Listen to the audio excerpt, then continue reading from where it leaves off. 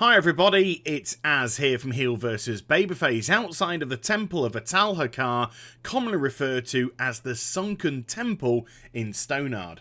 Like many dungeons in Cataclysm, this received a complete overhaul, and what used to be a humongous dungeon got scaled right down to a single level. Not only that, they also changed the instance portal area too, so upon your arrival you could just go straight in. There was no fanning around with all the trash mobs around the side. Upon entering it in its current format, you got some sort of idea, not a huge idea, but some sort of idea about how big it actually was. Look up and around you and you'll see various balconies which are very carefully lit up by various torches. And if we made our way to the centre of the room, there's a big grill which is now covering up a hole which you could have actually fallen down in the original version. But there's definitely a room down there.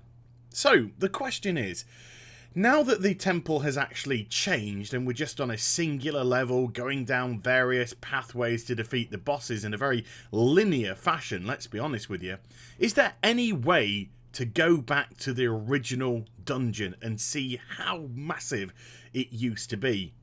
Well, the answer is yes.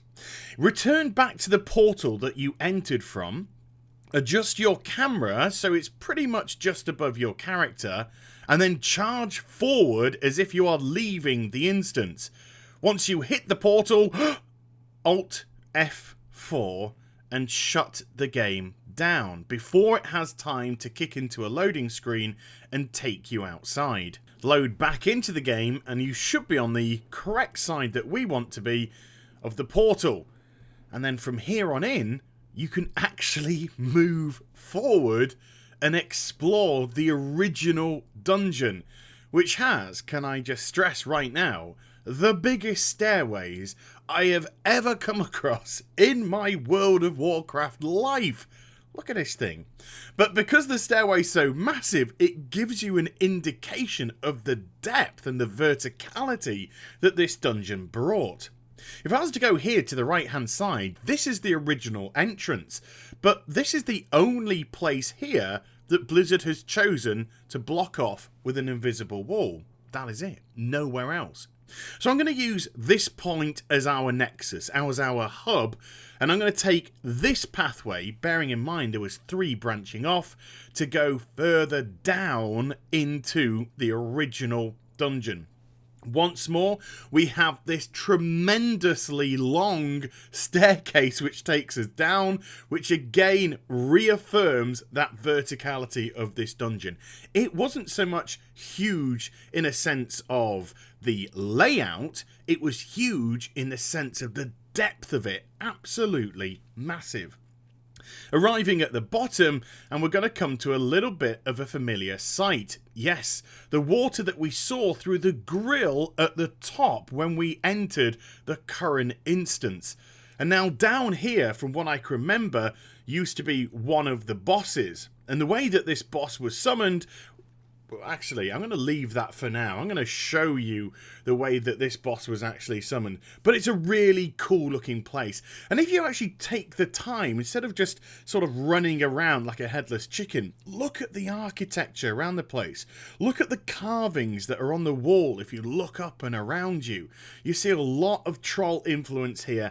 And things which, to be honest with you, I've never actually seen architecturally in the game anywhere else. I would definitely have to go out and explore to see if they actually existed on other troll architectures, on other troll areas. So, I'm going to return back now to the Nexus and go down a different route. Now, I've picked this pathway in particular because if we went through the other pathway, we'd simply go up. But here, you notice the stairs going up to the left-hand side, but also a staircase going down to the right-hand side. And then when you follow this round, you come to the area I was talking about earlier, about having to summon the boss into here. Now, this is a balcony, one of many that is surrounding the room. A beam of light would shine down onto one of the balconies, and that would be your point of reference to go over there and defeat the mobs. Once they were defeated, another beam of light would briefly shine on another balcony. You had to correctly get the sequence together to summon the boss in. And that really epitomises what the Sunken Temple dungeon all used to be about. You see, this wasn't just different in the sense of its layout. Instead of having breadth, this had verticality and depth. But no, the way that you actually had to summon the bosses to fight was completely different to any other dungeon out there. In actual fact, I would call it almost verging on genius. But I'll get to that in a moment, because here now we're coming on the overhead balcony, which looks out over the current instance and the current version of the Sunken Temple dungeon. You see, all that's actually separating us from seeing the old instance was the instance portal. If that was removed, then it's all still locked together. It's all still connective tissue. Blizzard have simply blocked us off from seeing this amazing aesthetic, an amazing layout of what the dungeon used to be, which is so sad indeed, because it is absolutely awesome. So yes, let's return back to the summoning of the bosses. They weren't just stood there waiting for you to smack them. No, you'd have to defeat certain creatures, in instance that we saw earlier, certain creatures in a certain order, and then that would summon the bosses in. If you defeated certain bosses, then that would unlock and open up other bosses for you to then have a crack at. It was a very clever layout, and I definitely believe there is a place in the world of Warcraft today for this. Intricate dungeons for players that want a little bit more out of their game, that involve more coordination, especially here where you could so easily get yourself lost and have to have your teammates and friends come back and grab you and drag you to the area that you needed to be. But no, this is one of these places where you could have more coordination, and you could have to do certain elements to unlock bosses to fight. I definitely believe that this is something which is drastically missing from the World of Warcraft dungeon structure today. And just going down these corridors right now, I am filled with such emotion and so many memories of this awesome place, that it is quite heartbreaking in a way to see it just fenced off.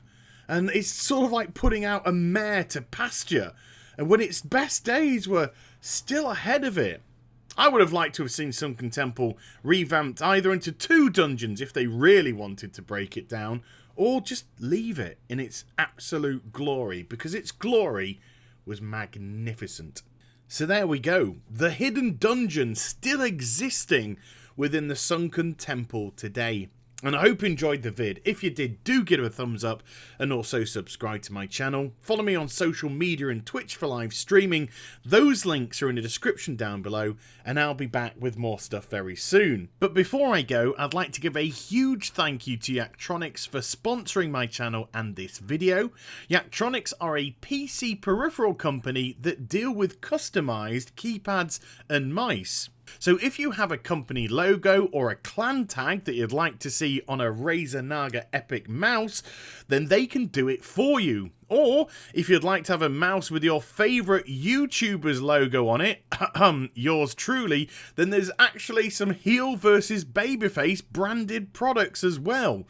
Use the promotional code BABYFACE and get yourself 7% off the whole order.